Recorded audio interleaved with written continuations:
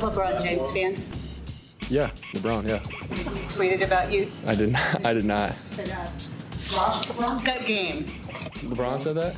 Oh, that's sweet. Yeah. Nah, that's awesome. That's so cool. Brock Purdy, the last guy taken in the 2022 draft, getting a playoff victory and getting a tweet from LeBron. I don't know which one would feel better.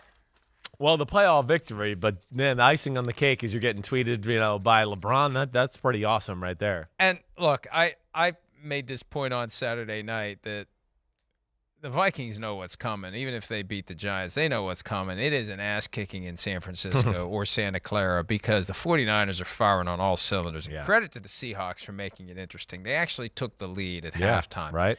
But, man, when the 49ers put pedal to metal, they are unstoppable. Christian McCaffrey, Deebo Samuel, George Kittle, that defense. And it really was the forced fumble, Geno Smith. That was the moment. 23-17. That was the moment that it started going the other way. Exactly, right. That once they got that ball and they punched it in, that was when the dam broke. Yeah. The Seahawks were hanging around, but credit to the 49ers, they busted the dam wide open. The next thing you know, it's 41-23. Yeah, they're amazing in their pressure they put on you on both sides of the football, the 49ers. The Shanahan attack, just all the different ways. It's body blows, it's haymakers. You don't know where it's coming from. And credit to the Seattle Seahawks. But, I think, you and I will both agree where actually you might have still been in the car early on in the game. Brock Purdy missed some throws. Yes. Where First throw. It's like, uh-oh. Yeah, right. Missed that. Had a touchdown to Brandon Ayuk that he was definitely late with the football. I mean, he did not, he wasn't sharp early on to where he left some plays on the field. But Seattle did do a good job of hanging in there. And Geno made some good plays and Kenneth Walker a few good runs to where you went, wow, okay. Maybe they can kind of, make some magic happen, or their defense can get a big turnover. And we're going to see an upset, but it was what we've seen all year. It was the 49ers pass rush just all over Geno Smith. That strip sack at 23-17 was the moment, because then the 49ers drove right down, and they never relinquished power of the football game from that point on. They stopped the Seahawks, and then very next drive was fake the run, bootleg, hit Deebo Samuel on the crossing route, which was a huge thing for the 49ers all day, and he runs up the sidelines for a 70-yard touchdown. You were like, all right, night-night. The 49ers are unbelievable that way, and, I think they're the hottest team in the sport, like we've kind of been saying here for the last 2 or 3 weeks. There was a moment early in the third quarter where Deebo Samuel was tackled and Jonathan Abram twisted the leg at the tail end, and a scuffle broke out. You saw Deebo Samuel call for a penalty flag. Watch this here. Down he goes, and there's the leg twist. That's BS. That's BS by Jonathan Abram. And what that does sometimes, it got everybody a little fired up. Yeah. Here's Kyle Shanahan and Deebo Samuel talking to the media after the game about the impact of the Jonathan Abram leg twist.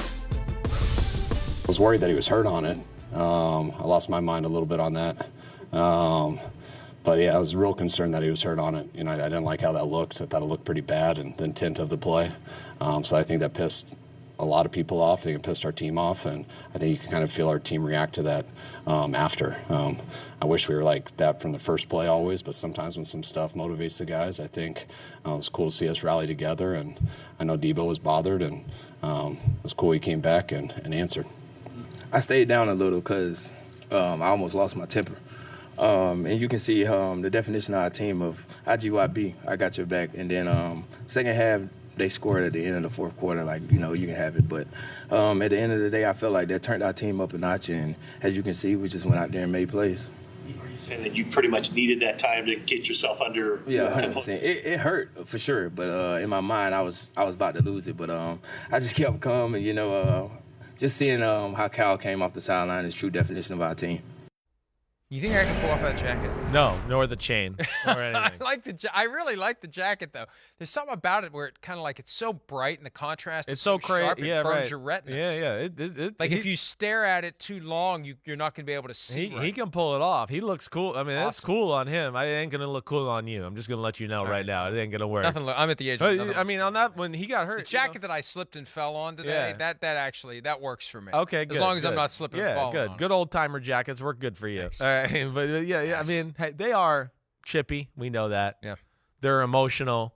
Shanahan comes out there, checks on Deebo Samuel. It looked like Shanahan was actually yelling at the Seahawks players. He was trying to make it look like he wasn't yelling at them, but he was looking at them. And I'm sure they love that. And they're unbelievable. And the game plan by Shanahan, I mean, we know it's just how do they hit you, right, Mike? I mean, it's the run game. Oh, it's McCaffrey. Oh, no, it's Deebo Samuel. And then the way, I think we were also impressed was the way he marries the run game with the pass game where you go, oh, here comes that run again. Oh, no, it's not that run. And there's a guy screeching wide open over the middle. I mean, how many throws were crosser, in-cut, off of play action where you just go, holy crap, he's wide open. I mean, that was the theme of the game. Crossers freaking galore. And they attacked the rookie and Tariq Woolen a lot, who was left in some really tough spots because the Seahawks had to sell out to stop the 49ers' run. And this is where Shanahan's brilliant. He gets in these tight splits. You can't jam people. And you're so worried about stopping the run that you see the second-level guys, the linebackers, the safeties, they're so worried about, let me get down there, tackle McCaffrey, that they over-pursue.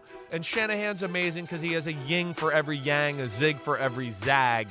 And that's where he becomes dangerous. And they're elite right now. And when he has something elite to play off of, like he does the run game, then he's got all the creativity that starts to flow. The point I always make, they've got some key players, some badasses, roll out of bed and run through the wall, keep them healthy, and they are going to be very hard to beat. Whoever has to go there, whether it's Tom Brady or whether it's Dak Prescott, they're going to have their hands full next Sunday night for the 49ers.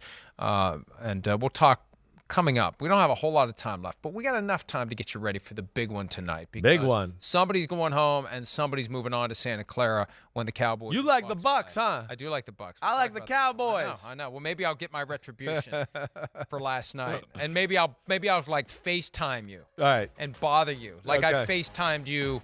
I tried to FaceTime you. Yeah, on the 24th. Right, I forgot about that. Ignored me. Yeah, you deserved all that badgering I gave you yesterday, you jerk.